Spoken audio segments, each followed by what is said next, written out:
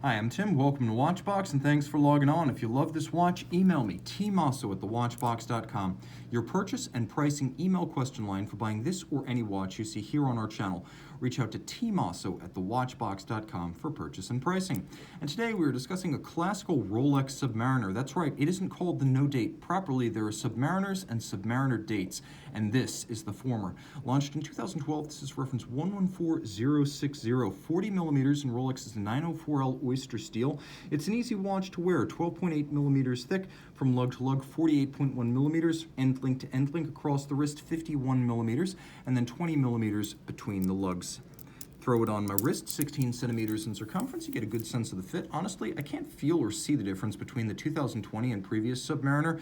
They look and they feel identical, which means buying the older model makes a lot of sense, as there isn't quite the same degree of hype. This is a watch that delivers everything you expect of a classical Submariner, and it embodies the closest thing to the living legacy of the original 1953 Rolex Submariner, as that was a no date, and so is this. You can see that it wears well on a smaller wrist. Here's your over the top, here's your down the barrel, and here's your cuff shot. You can wear it with a dress sleeve, rest assured. The bracelet is the 3-link Oyster design. Satin on its top, polished on its side, removable links fixed by screws. You've got the clamshell system for locking the clasp shut, a little kerf so you can easily dig your nail in to pop it open, but there's actually a second locking system with a beak and a hook internally. That snaps shut like so. So you actually can't just pull it open. You need to lift the lift lock, so it's a double locker.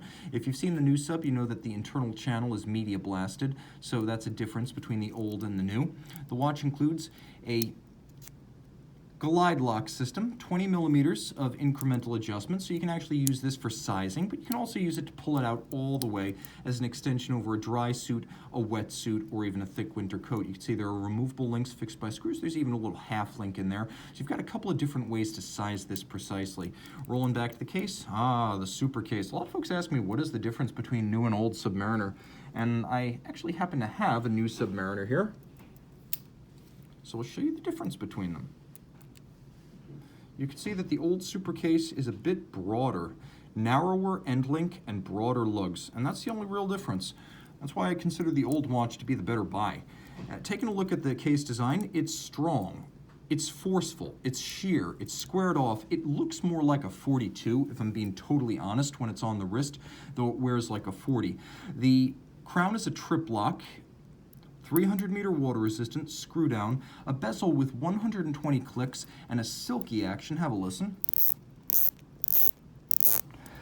You can line it up quickly and easily with the minute hand, and now you have an impromptu 0 to 60-minute count-up timer. The insert is ceramic, highly scratch-resistant, and then the deposits for the numerals and the indices, that's platinum inside ceramic, giving it the silver color. The dial is black lacquer under a sapphire crystal. The indices as well as the hands are white gold to resist tarnish and oxidation over time, and the watch clearly has no date. I think the real advantage here is that the Cyclops eye has always been polarizing. Some folks say it's highly functional, and undoubtedly it is. Other folks say it's an eyesore. If you fall into that camp, then an original Submariner without a date is going to be the answer for you. Not only does it spare you the Cyclops eye, but it vastly improves symmetry. And if you want to read the minutes or seconds adjacent to the 3 o'clock index, it's also a little bit more legible.